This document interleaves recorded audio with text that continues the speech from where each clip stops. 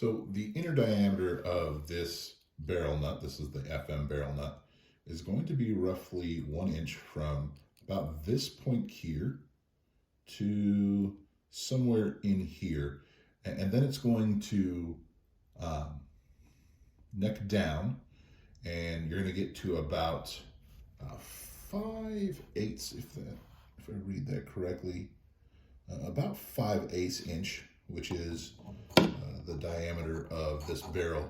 So that'll be the interior, pretty much from here back to here.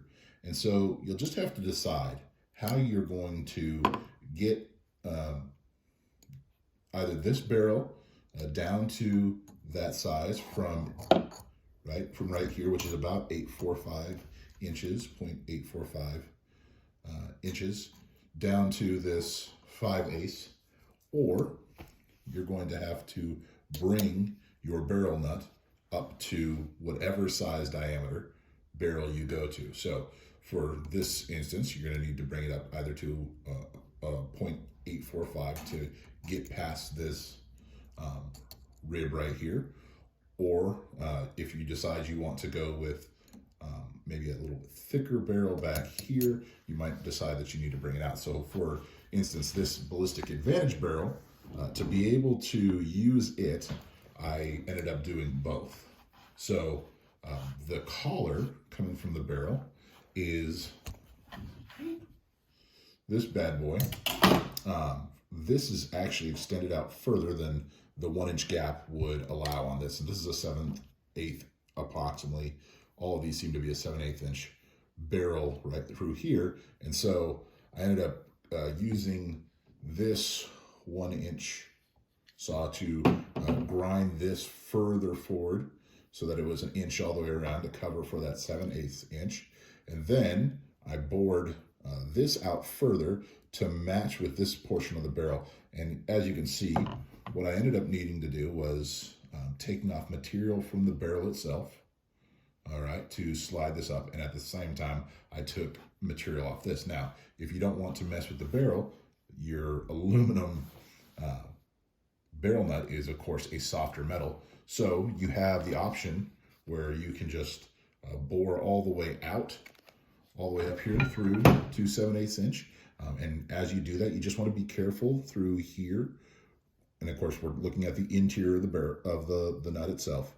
We want to leave enough metal here so that there's plenty to hold on to and it's strengthened properly. And of course, part of the reason we need to do that is because we still need to use our hand guard from the FM15s because of our push rod system that allows us to charge it. So that is part of one of the things you could do. If I was using, again, this particular barrel, then bore it out to 7/8 all the way through, and then use this 1 inch speed bore spade bit to take it out to 1 inch up to where you need to just for the end of the barrel. This, of course, is going to be dependent upon your barrel. Many barrels are more shaped like this. All these government profile barrels have more of that, and so they don't need the extra 1 inch up here. The stuff that's in there right now will fit your 7/8 all up there, but you will see some of the 300 barrels that kind of have this elongated neck all the way out, and so they're just going to have to be taken up to whatever size barrel you need to fit it. But that's really all you need to deal with. And again, the easiest way is probably just to take it out of here, but this is super fast if you just decide to take the collar down. That was pretty quick. I, of course, did all of this work with just the honing wheel and some of these. I got a mixture of 60, 120, great spinning sandpaper for your Dremel tools.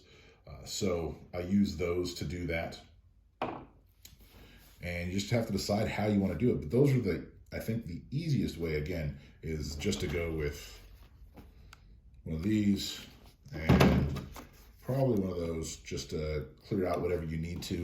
Again, your government profile barrel probably is just going to need this shaved down. So that may be the fastest way to handle it, is just to take the metal off. I did all this metal work with just a Dremel on this barrel here. Of course, on the 7.5, which has this same collar. We used a 1.5 inch. We just belt sanded this down to fit the standard collar. So that's an option to do. Or you can just take the metal again out of the aluminum barrel nut, and then you don't have to mess with the barrels at all. So those are kind of your options as far as doing this. Again, you can use pretty much whatever gas blocks you want to, as long as you get enough gas and it does what you need it to do.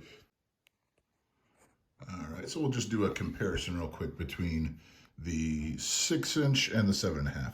Now, the 7.5 inch barrel can actually be brought further back as far as the muzzle brake. It doesn't need to be that far out, but that's where it is for now.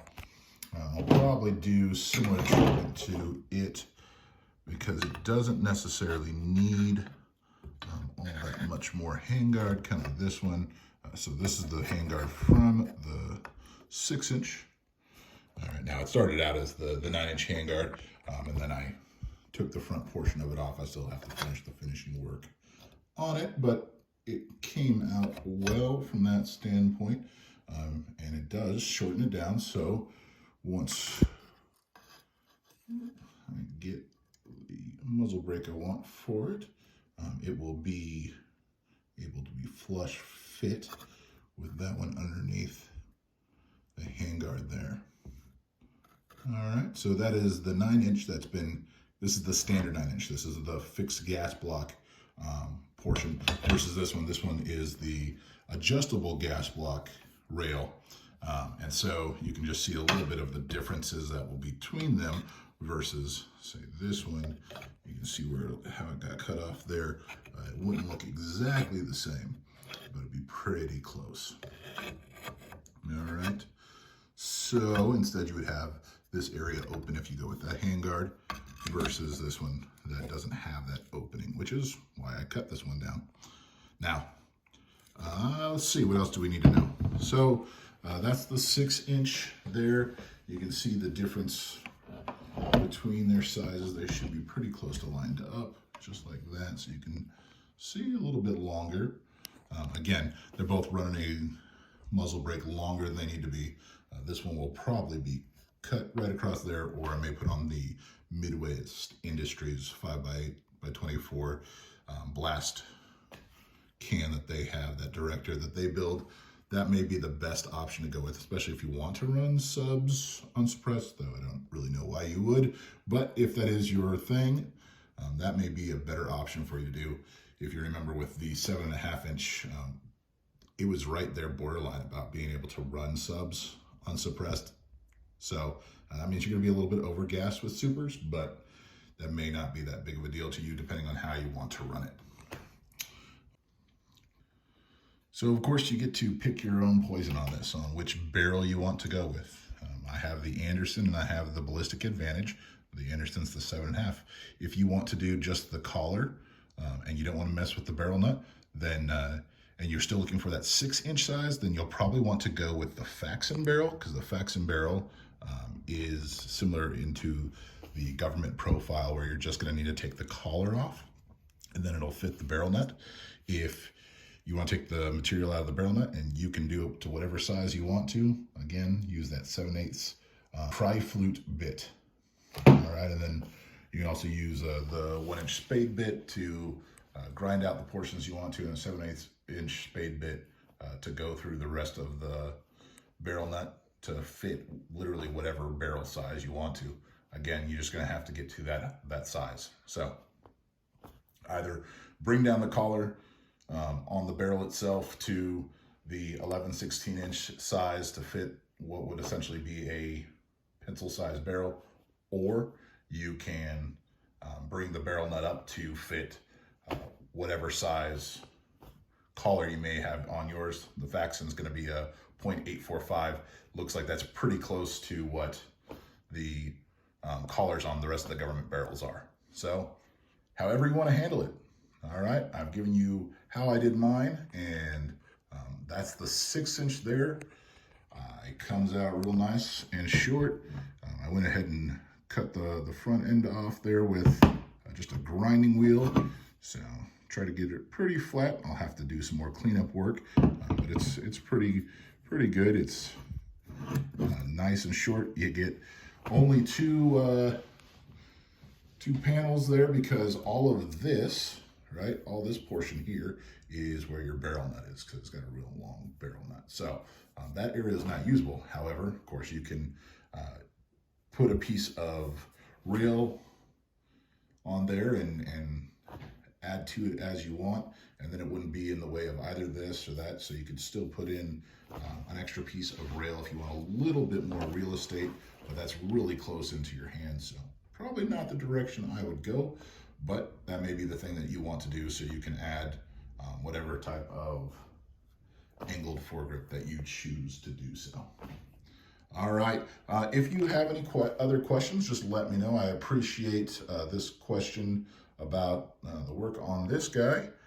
So that is our Project Foxtrot. Again, you know, just doing what we can to get an effective, smaller PDW sized item, you know, that MCX or CMMG descent without paying those crazy prices. All right, thanks guys.